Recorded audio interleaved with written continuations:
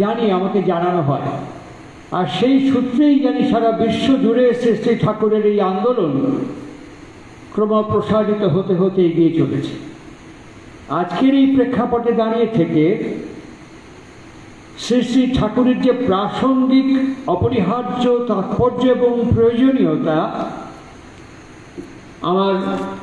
আমার অত্যন্ত শ্রদ্ধেয়, আমি যার গুণমুগ্ধ এক সাধারণ মানুষ, আমাদের শ্রদ্ধেয় গৌরদা, তিনি তার প্রাসঙ্গিক অবতারণা করেছেন। এই যে যার শ্রীপাদপদ্মে আমরা একত্রিত হয়েছি, শ্রী শ্রী ঠাকুর যে আঙ্গিক প্রকরণ এখানে দেখতে পাচ্ছি, আমার অত্যন্ত শৈশবকাল থেকে শ্রী শ্রী ঠাকুরের এই আঙ্গিক প্রকরণের কাছে এই এমনতর মানসী তনু আশ্রিত শ্রী বিগ্রহের সান্নিধ্য এবং সামীপ্যে আমার শৈশবকাল থেকে কেটেছে। একটু পার্থক্য আছে এখানে। এই টেবিলটা ঠাকুরের বাঁ দিকে ছিল, ওই টেপাটার ওপরে যে ফুলের রেকাবি রাখা আছে ওইখানে ঠিক ওর ওপরেই ঠাকুরের গড়গড়ার নলটা থাকতো। এই গাউনটা যেমন বাঁ দিকে রাখা তাহলে চৌকির নিচে থাকতো, আর চপ্পলটি যেমন ডান দিকে নিচে রাখা চৌকি একদম মাঝখানে ঠাকুরের একটা পিঁড়ির ওপরে থাকতো, আর একটা ছড়ানো পিকদানি এই বাঁ দিকে শ্রী শ্রী ঠাকুরের চৌকির নিচে রাখা থাকতো। বসে আছেন ঠাকুর, 24 ঘন্টা তিনি এই বিছানার উপরে বসে সময় কাটাচ্ছেন।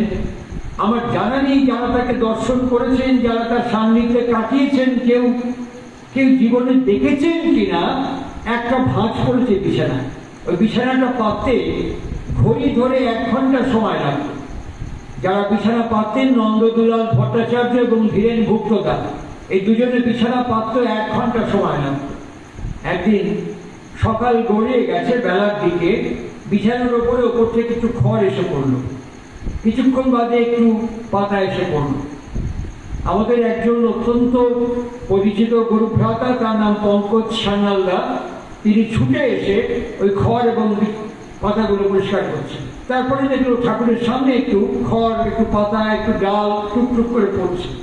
তাকাতে তাকাতেই পঙ্কজদা ওপরের দিকে তাকিয়ে দেখলেন ওই সিলিং এর ফাঁকে, কোনো একটা জায়গায় ফাঁকে পাখি বাসা বাঁধছে, একটু খড়, একটু পাতা এসব নিয়ে এসে জড়ো করছে, আর ওগুলো পঙ্কজদা ফেলে দিচ্ছেন বারবার, আর বারবার ওরা উড়ে উড়ে আসছে আর ওগুলো জোগাড় করছে। তারপরে পঙ্কজদা দেখতে পেয়ে ঝাড়ু দিয়ে ওই ঘরটা ভেঙে দিল, যা ঘরের টুকরোটা একটা জিরো মাটিতে করলো, ঝাড় দিয়ে পরিষ্কার করে ক্লিন করে ফেলল। ঠাকুর আগাগোড়া এই ক্রমটি চোখ করে থুতনিতে হাত দিয়ে এরকম করে বসে বসে আগাগোড়া এই সমস্ত কার্যক্রমটা দেখলেন। যখন পঙ্কজদা পরিষ্কার করে ফেললেন, ঠাকুর পঙ্কজদাকে তাকে ইশারা করে ভুরু নাচিয়ে বললেন, এত্তরে আয়, মানে কাছে আয়। এই কাছে দাঁড়ালেন, তখন পঙ্কজদাকে জিজ্ঞেস করছেন, তুই বিয়ে করেছিস? সদ্য পঙ্কজদা বলেন, আগে না। বললেন, তাই তো সারা রসকস কোনো বোধ নাই, ভেঙে দিবি বাসাটা, এখন ডিম পাড়ার সময় হয়েছে, তাই দুজনে মিলে বাসা বাঁধতিছে ওখানে, আর তুই সেটা ভেঙে দিবি? বিয়ে করিস তাই তো সারা রসকস বোধ নাই। কিছুক্ষণ চুপ করে থাকার পর দুটো পাখির সামনে গাছের ডালের ওপরে বসে, সজনে গাছ ছিল এখন যেখানে নিগানা নিবেশ হয়েছে, ওখানে একটা সজনে গাছ ছিল, চেরি ফলের বাগান ছিল, ওই গাছের ডালের ওপরে দুটো পাখি বসে আছে, পুরুষ এবং স্ত্রী দুটো পাখি। ঠাকুরের দিকে এক দৃষ্টে দুটো চড়াই তাকিয়ে আছে, আর ঠাকুর ওই দিকে তাকিয়ে নিজের মনে মনেই মাথাটা নাড়লেন, কি বললেন ভগবান জানে। আবার ফুট করে উড়ে এসে একটু একটু করে ঘর বাঁধতে শুরু করলেন। ঠাকুর পঙ্কজদাকে বললেন, বাসা ভাঙে না, নোংরা পড়লে উঠায় ফেলায়, বাসা ভাঙে না। এই যে সামান্য একটু বর্ণনা করলাম, এই সামান্য একটু ঘটনা বাসা বাঁধার প্রতি তার কি অকৃত্রিম আগ্রহ ছিল। আমরা বাসা তৈরি করি, ঘর বাঁধতে পারি না। আমরা ঘর বাঁধি, সেখানে ভালো করে থাকতে পারি না। আমরা দাম্পত্য সম্পর্ক রচনা করি, কিন্তু সেখানে ভালো করে বাস করতে পারি না। আমরা সহাবস্থান করি, আমরা সমন্বয় করতে পারি না। এটা এখনকার প্রেজেন্ট ইউনিভার্সাল ক্রাইটেরিয়া।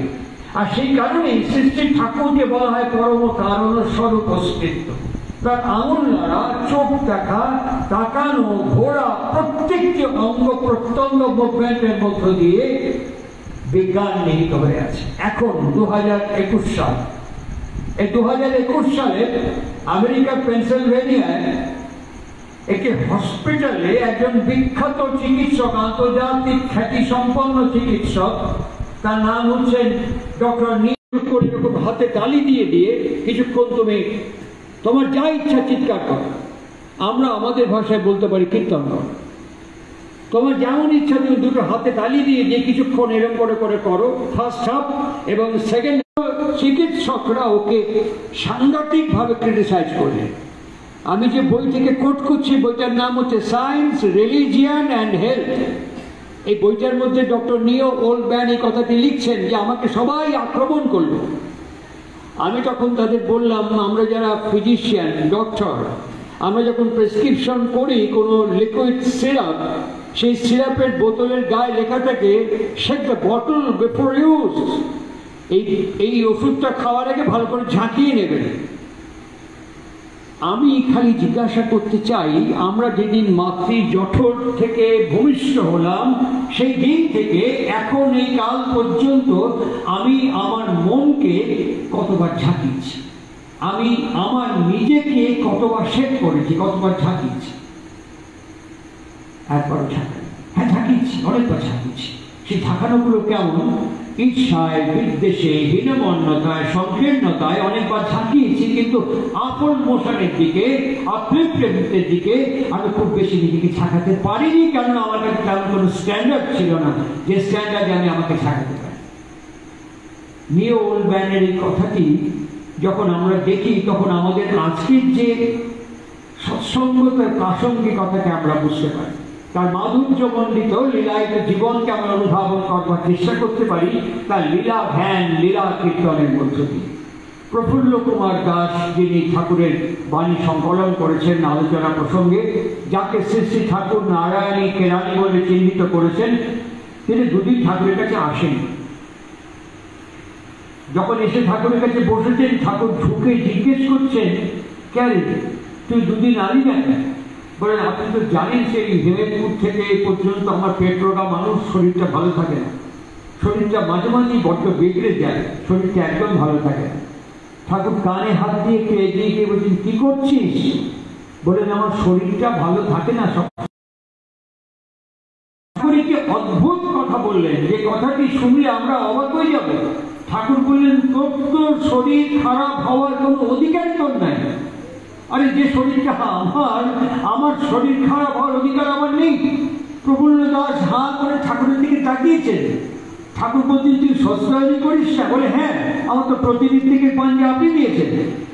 ঠাকুর বলতে তাহলে বুঝেই গেল তোর সঙ্গে শস্ত্রাদি করিস, শরীর খারাপ হয় কেন? এমনি জ্বর জারি রোগ শোক হতে পারে, সে তো সবারই হয়, আমারও তো হয়, তা শরীর খারাপ হবে কেন? এবার শস্ত্রাদি প্রথম মন্ত্রটাই হচ্ছে শ্রী বিগ্রহের মন্দির ভেবে যত্ন করি শরীরটাকে। তাহলে আমি আমার বিগ্রহকে দীক্ষা নিয়ে ধ্যান করে, মনন করে, যজন করে আমার যদি শরীর খারাপ হয়, এটা ঠাকুরের পছন্দ নয়, এটা ঠাকুরের ইচ্ছা নয়, এটা ঠাকুরের কাঙ্ক্ষিত নয়, এটা ঠাকুরের অভিপ্সিত নয়। আমি যতদিন তাকে দেখেছি প্রফুল্ল কুমার দাসকে, ওই একদিনের পরে প্রফুল্ল কুমার দাসের শরীর খারাপ হতে আমি দেখিনি। আমার জীবনে দেখিনি যে প্রফুল্ল কুমার দাসের খুব সাংঘাতিক শরীর খারাপ হয়ে শয্যাশায়ী হয়ে শুয়েছিলেন। শেষের দিকে কি হয়েছে সে আমাদের প্রশ্ন। বয়সজনিত কারণে ভারাক্রান্ত হয়েছেন, কিন্তু শরীর খারাপ হতে আমি তাকে দেখিনি। একটা টান, ঠাকুরের প্রতি একটা টান তাকে দৃঢ় করে রেখেছিল, ঠাকুরের প্রতি একটা টান তাকে সাবুত করে রেখেছিল, ঠাকুরের প্রতি একটা টান তাকে সচল সপ্রাণ সরাতে প্রতিষ্ঠিত করে রেখেছিল। এই টানটিকে এখনকার বিজ্ঞান বলছে this is called placebo effect.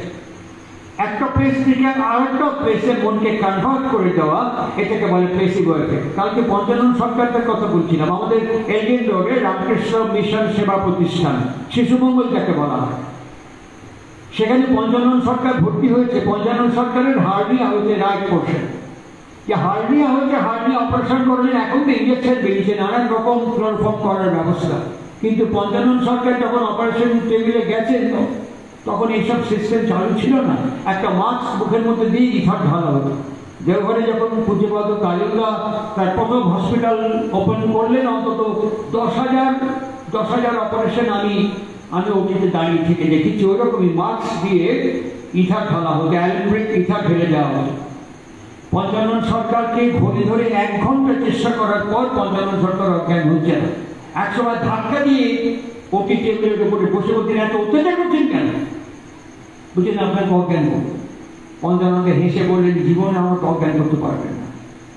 আপনি কোথায় কাটবেন জায়গাটা আমার হাতটা ধরে দেখিয়ে দিন। ডাক্তাররা হাত ধরে এখানটা দেখিয়ে দিন, এই জায়গাটা 5 মিনিট সময় দিন। 5 মিনিট পরে বলতে স্টার্ট করুন কাটা। পঞ্চানন সরকারের পেট কাটলো, স্যাক থেকে হার্নিয়া বার করলো, রিমুভ করলো, অ্যাপোজ করলো, ড্রেসিং করলো, কমপ্লিট করলো। পঞ্চানন সরকার চুপ করে তাকিয়ে আছে। তারপরে বললেন, হয়ে গেছে? বললো হ্যাঁ। দেখলেন তো, এত কত আগেই হয়ে যেত। শুধু আমার উপরে 1 ঘন্টা আপনার অত্যাচার করলেন। সমস্ত চিকিৎসকরা বিস্মিত হয়ে জিজ্ঞেস করলেন, হাউ ইজ ইট পসিবল? সেদিন পঞ্চানন সরকার ছোট্ট উত্তর দিয়ে বলছেন, মনটাকে কনভার্ট করে দিয়েছি, মনটাকে এখান থেকে আমি কনভার্ট করে দিয়েছিলাম। এখন বিজ্ঞানীকে বলছে প্লেসিবো এফেক্ট। চিকিৎসকরা স্বীকার করছেন, কিরকম? একটি মহিলা নিয়ল ম্যানের কাছে এসেছেন, তিনি হাত তুলতে পারেন না।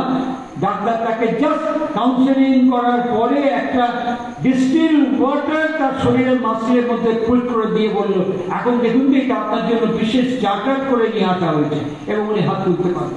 ডক্টরকে জিজ্ঞাসা করা হয়েছিল, হাউ ইজ ইট পসিবল? উনি বললেন, জাস্ট প্লেসিবো এফেক্ট, আমি ওর মনকে কনভার্ট করে দিয়েছি। দেখবেন, আমরা আমাদের মনকে কনভার্ট করতে পারি না। একই জায়গায়, একই সার্কেলের মধ্যে আমরা বই করতে থাকি বলে সমস্যা আমাদেরকে কখনো ছেড়ে যায় না। শ্রীরামকৃষ্ণ বড় সুন্দর করে বলেছেন অবতার বরিষ্ঠায়। হৃদয় রঞ্জন এসে বলছেন যে বড্ড গোলমাল ঠাকুর। ঠাকুর বলছে, চিরকাল গোলমাল। মালটা ওই গোলের মাঝখানে থাকে। আসল যে মালটা আমি চাই সেটা গোলের মাঝখানে থাকে। গোলমালের মধ্যে, গোলের মধ্যে ঘুরতে থাকি বলে মালটা হাতের মধ্যে ধরতে পারি না। মালটা থাকে মাঝখানে, গোলের মাঝখানে। সুতরাং এই যে কনসেন্ট্রিক হওয়ার যে পদ্ধতি এবং ব্যবস্থা আমরা ধরতে পারি না, আমরা বুঝতে পারি না। কেমন বুঝতে পারি না? ডক্টর ননিমণ্ডল, তখন আমাদের দ্রুত দীপ্তি হাসপাতাল স্টার্ট হয়েছে দেওঘরে। দ্রুত দীপ্তি হাসপাতাল, এই যে নামটি, কাজলদা ঠাকুরকে জিজ্ঞেস করছেন, দ্রুত দীপ্তির মানে কি? দ্রুত মানে কি? দীপ্তি মানে না বুঝি উজ্জ্বলতা, দীপ্তিমানতা আমরা বুঝি। দ্রুত মানে কি? দয়, জফলা, হস্যু, ত, এর মানে কি? ঠাকুর বলেন, আর্ত, পীড়িত, বিধ্বস্ত, বিপর্যস্ত যারা, তাদেরকে দীপ্তিমান করে তোলাই হচ্ছে তোমার কাজ। দ্রুত দীপ্তি। সেই হাসপাতালে কাজ শুরু হলো। কাজেরটা তখন সবেমাত্র অপারেশন করছেন, ওই হাসপাতালে একটু কাজ শুরু হয়েছে দেওঘরে। আমাদের ডক্টর ননিমণ্ডল তো MBBS পাস করে এসছেন, এবং ননিমণ্ডল একটু অ্যাসিস্ট করছেন অ্যানেস্থেসিয়ার কাজ করতে।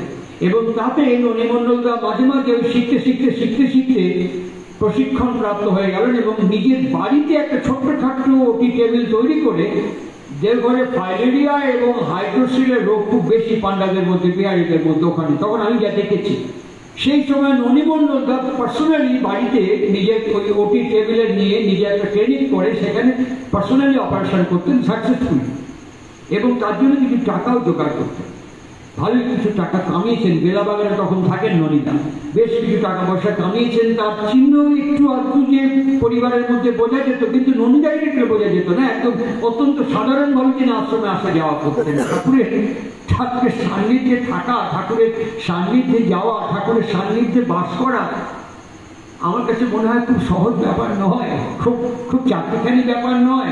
ঠাকুরের ছোট্ট একটা বাণী আছে, তুমি তার কাছে থাকো, তার ইশারা বোঝো কি, তার সাড়া বোঝো কি, তার সংকেত বোঝো কি।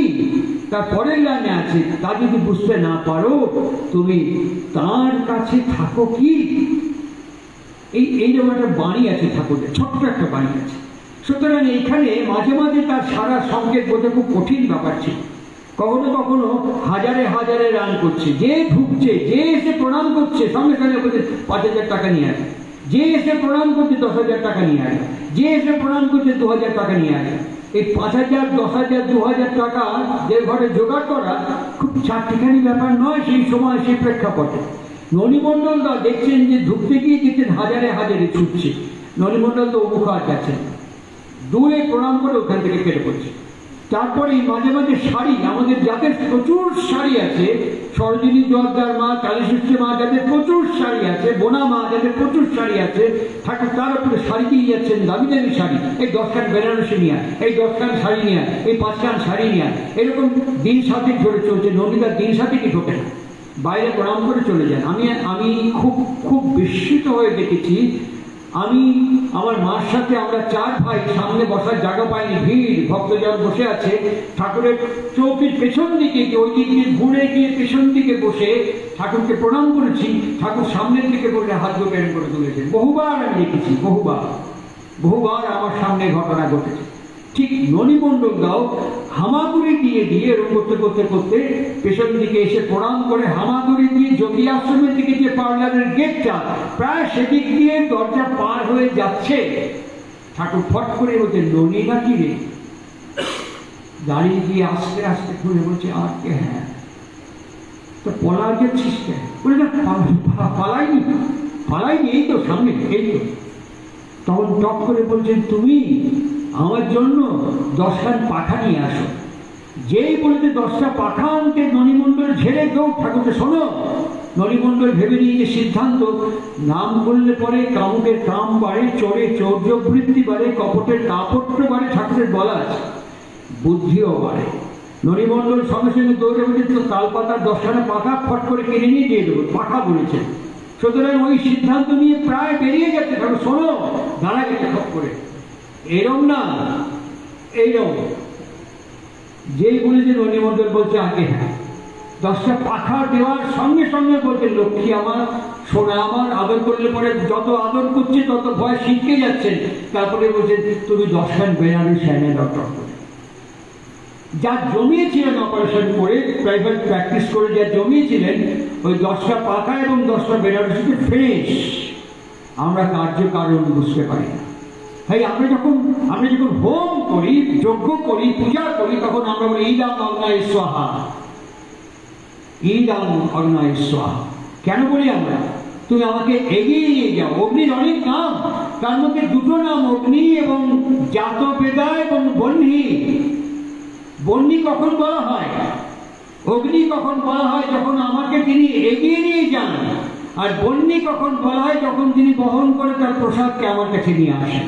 আর জাতবেদা কখন বলা হয়? যখন তিনি বিশ্বের সৃষ্টির সমস্ত রহস্য যিনি জানেন, তাকে বলা হয় জাতবেদা।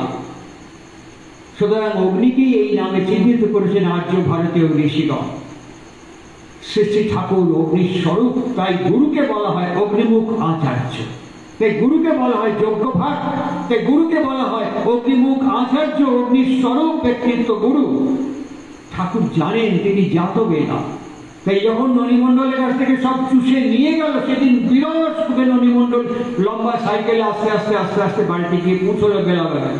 শীতকাল, রাত্রিবেলায় হঠাৎ ননিমণ্ডলের গলায় এখানে কি বেঁধে গেছে, তাকিয়ে দেখছে নল ঠেকিয়ে বন্দুকের ডাকাত ঢুকে পড়েছে বাড়িতে। ঢুকে বলতে, যা আছে বার করো। ইনফরমেশন পেয়েছে, প্রাইভেট প্র্যাকটিস করে অমুক করে ভালো কামিয়েছে, খবর পেয়েছে। নলটা ঠেকিয়ে বলছে, যা আছে বার করো। ননিমণ্ডল অত্যন্ত নির্ভাবনায় নির্ভয় বলছে, সকালবেলায় আসলেও কিছু পেতে ভাই, এখন একদম ফিনিশ করে দিয়েছে। 10টা পাঠা, 10খানা বেনারসি দিয়ে তুমি চলে যাও। ঠাকুর বাংলা গিয়ে জিজ্ঞেস করো মিথ্যে বলছি কিনা, লোক রেখে দিয়ে চলে যাও, সব ফিনিশ, কিচ্ছু নাই আমার কাছে। নলটা সরিয়ে নিয়ে ওরা ফিরে চলে গেল। তারপরে একজন জিজ্ঞেস করছেন, এই আজকে গান হলে ইমান্ত যজনরাজ নিঃস্ব ভীতি করলে কাটে মহাভীতি। একজন জিজ্ঞেস করছেন শ্রী ঠাকুরকে, এটার মানে কি? ঠাকুর তো আমাকে নলটা ননিমণ্ডলের দিকে ঘুরিয়ে, উইয়ে জিজ্ঞেস করো কবের পারে, ও ভালো কবের পারে, ওই জিজ্ঞেস কর। ননিমণ্ডল আর কোনো ভাষা বেরোয়নি, 2 চোখ দিয়ে দর দর করে জল গড়িয়ে পড়ছে, আর কোনো ভাষা বেরোয়নি। বোঝে প্রাণ, বোঝে চার, অবাং মানুষ বোঝা। তাই তাকে ভাষা দিয়ে বলতে পারা যায় না। তাই আর্য ঋষিদের উপনিষদ বড় সুন্দর করে বলছেন, এরা হচ্ছে কবিক্রত। ঋষি হচ্ছে কবি, ঋষি হচ্ছে ক্রান্তদর্শী। ঋষিকে বলা হয় প্রান্তদর্শী। তিনি প্রান্ত দেখতে পান, কোথায় কেমন কি অবস্থায় তিনি থাকেন। আর সেই কারণেই আমাদের সামনে যখন ঘটনাগুলো ঘটে, আমরা সবসময় সবকিছু ভালো করে অনুধাবন করতে পারি না, সবকিছু ভালো করে বুঝতে পারি না। 1967 সাল, খুব চুম্বকে সংক্ষেপে ঝাঁকি দর্শনের মতন পুরুষোত্তম লীলা মাধুর্য, যা আমার চাক্ষুষ দু একটি ছোট্ট ঘটনা আপনাদের কাছে বর্ণনা করছি। একে লীলা ধ্যান করে, একে বলে লীলা ধ্যান। এই লীলা মাধুর্য ধ্যান করলে পরে তার স্বরূপ ও সান্নিধ্য সামিপ্য প্রাপ্ত হয়। 1967 সাল, ভক্তজনের সাথে আমরা সব বসে আছি ঠাকুরের কাছে। হঠাৎ তিনি আমার বাবার দিকে তাকিয়ে বলেন, কে রে, তুই মন্ত্রী হবো? বাবা ভাবছেন কাকে বলছেন অত ভিড়ের মধ্যে। তোর করছি, তুই মন্ত্রী হবো? বাবা বলছেন, আমার ঠিক আশঙ্কা কন, আমি মন্ত্রী হয়েছি, তো মন্ত্রী হবে যাবো কেন? তোর যদি ঘরের থেকে ডাক দিয়ে নিয়ে যায় তো মন্ত্রী বানায়, তুই মন্ত্রী হবো? বাবা বলছেন, তার যদি আপনার কোনো কাম হয়, আপনি যদি আদেশ করেন, হতে হচ্ছে কি? ঠাকুর খুব অস্ফুট স্বরে বললেন, সেই দিন দেশের সুলক্ষ্য। তখন জাতীয় কংগ্রেস থেকে ভাগ হলেন পশ্চিমবঙ্গের প্রাক্তন মুখ্যমন্ত্রী অজয় কুমার মুখোপাধ্যায়। তিনি একটি দল তৈরি করলেন বাংলা কংগ্রেস বলে। হঠাৎ খবর আসলো অজয় মুখোপাধ্যায় ঠাকুর সদর্শনে আসছেন। যত ভারতবর্ষের বড় বড় নেতৃবৃন্দ, আমি দেড়ঘরে ঠাকুরের পাদপীঠতলে বসে ভারতবর্ষের অসংখ্য নেতৃবৃন্দকে দর্শন করেছি। শ্রীকৃষ্ণ সিং, অনুগ্রহ নারায়ণ সিং, বিনোদানন্দ ঝা, অনন্ত সায়না মায়েঙ্গার, আমি অসংখ্য অসংখ্য বিএন দাদার অসংখ্য মানুষকে আমি দর্শন করেছি ঠাকুরের পাদপীঠতলে। সেই সময় অজয় মুখোপাধ্যায় আসলেন। অজয় মুখোপাধ্যায় ঠাকুরকে প্রণাম করলেন, আশীর্বাদ যেমন করে তুষার কান্তি, প্রফুল্ল কান্তি, তরুণ কান্তি যেমন এসে করে, ঠিক এমনই সব প্রণাম করে ঠাকুরের কাছে ভিক্ষা করলেন ভোট এবং আশীর্বাদ। ঠাকুর যা বলার তা বললেন। তারপরেই বড় অদ্ভুত কথা বললেন, আপনি কি গবরাট চেনেন? কোথায় অজয় মুখোপাধ্যায়, কোথায় আমার বাবা গোবর মজুমদার? বলছে, আপনি কি গবরাট চেনেন? অজয় মুখোপাধ্যায় বলছে, আগে না। এই গবরাট ডাক দিয়ে নিয়ে আসবে তো, নিয়ে আসাটা এই হচ্ছে গবরাট। তুই কলকাতায় থাকিস না? বলছে, আজকে হ্যাঁ। তাহলে কলকাতায় যাই, ওনার সাথে একটু কথা কোস, ওনার সাথে একটু কথা কোস। বেলভেডিয়া রোডে অশোক কৃষ্ণ দত্তের বাড়িতে তিনি থাকেন আলিপুর। বেলভেডিয়া রোডে বাবা গেলেন অজয়বাবুর বাড়িতে। অজয়বাবুর যে চেহারাটা দেওঘরে দেখলাম, অজয়বাবুর চেহারাটা বেলভেডিয়া রোডের বাড়িতে গিয়ে একদম ডায়ামেট্রিক্যাল অপোজিট দেখলাম। বলুন, কি ব্যাপার বলুন? তখন বললেন, ঠাকুর পাঠিয়েছিলেন আপনার সাথে কথা বলতে, বললেন ঠাকুরের খুব ইচ্ছে এবার ইলেকশনে আপনি আমাকে একটা টিকিট দেন, একটা আসন দিন। কি বললেন জানেন? উনি বললেন, নন পলিটিক্যাল ম্যান, এবার আমি সরকার করবো এই বছর, আমি সরকার করবো। এখন আপনার মতো নন পলিটিক্যাল কোনো লোককে এত বড় রিস্ক আমি নিতে পারবো না। আরো অনেক কথা বলুন, লাস্ট এই কথা। বাবা উঠে দাঁড়ালেন, বললেন, ঠাকুরের দূত হিসেবে ঠাকুর আমাকে পাঠিয়েছিলেন আপনার কাছে। আপনি পুরুষোত্তমের বার্তাকে ডিরেক্টলি অপোজ করলেন, নাকচ করে দিলেন। আমি এখানে দাঁড়িয়ে আপনাকে বলছি, আগামী দিনে এই পশ্চিমবঙ্গ থেকে এই অপমান এবং অসম্মানের মালা নিয়ে আপনাকে ফিরতে হবে। তাই ফিরেছিলেন বলুন? একদম তাই ফিরেছেন। ফিরে আসছেন সোজা দেওঘরে। ঠাকুর বললেন, তুই দাঁড়াও কর। তখন এই যে দুলাল প্রামাণিক আমাদের দিদির সাথে যুক্ত, দুলাল প্রামাণিক, হরিচরণ বিশ্বাস, এরকম কয়েকজন বন্যার লোকজন দাঁড়িয়ে আছেন। বাবার সাথে ঠাকুরের কথাবার্তা হচ্ছেন, যেখান থেকে পারিস তুই দাঁড়াও কর, আর কয়েকটা দিন পারে। দুলাল প্রামাণিককে বললেন, গাইঘাটা থেকে দাঁড়ানো। বাবা বললেন, আমার করছি গাইঘাটা থেকে, যে ঘাটা হোক তুই এখন দাঁড়ায় কর। বনগাঁতে গিয়ে নমিনেশন সাবমিট করলেন বাবা।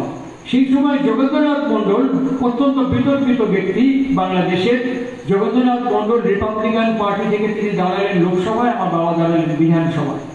বাবা তো জানেন না, ফার্স্ট টাইম। সেই সময় প্রতীক কি হবে বাবার একটু সময় দেন। এখনকার রেসিপির মতো মোবাইল ছিল না। অনেক কষ্ট করে প্রফুল্ল সরকার বলে একজন, অমূল্য সাহা বলে একজন, তাদের মাধ্যমে ফোন করে ট্রাঙ্কল বুক করে সঙ্গে সঙ্গে পাওয়া গেল যে ঠাকুর প্রতীক চিহ্ন জিজ্ঞাসা করছে, কি বলবো? বললেন, একটু ধরুন। ঠাকুরকে জিজ্ঞেস করে বলছি। ঠাকুরকে জিজ্ঞেস করলেন, ঠাকুর হাত দিয়ে বলেন, উদীয়মান সূর্য। হাত দিয়ে বলেন, উদীয়মান সূর্য। ওই প্রতীকে বাবা দাঁড়ালেন। আবার পেপার চলে আসে। আসার পরে ঠাকুর বললেন, বড় তুই আমার 7,000 টাকা ভিক্ষে দিতে পারিস? বড়দা 7,000 টাকা ভিক্ষে দিলেন। বললেন, গবরাটকে এর মধ্যেই পারি জমা।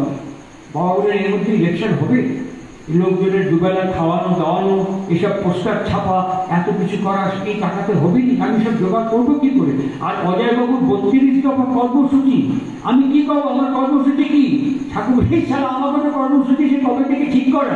যজন যাজন নিঃস্বভীতি সস্তানি সদাচার, এর বাইরে কোনো কর্মসূচি হবেই পারে না, এই তো কর্মসূচি।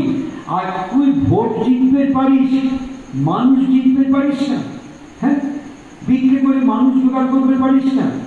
তুই গাড়ি চলবি না, গাড়ি চলে চলে যায় প্রতিমা করবি না, এখান থেকে এমন দিয়ে ঢুকবি, সারাই বাড়ি ও বাড়ি, সে বাড়ি, এ পাড়া ও পাড়া, সে পাড়া দিয়ে হেঁটে হেঁটে মাথায় ঋত্বিকের চাদর পাড়বি নিয়ে, ব্যাতে হাতে ওই দণ্ড নিয়ে, সঙ্গে সঙ্গে লোক নিয়ে ঘুরে ঘুরে ঘুরে ঘুরে বেড়াবি।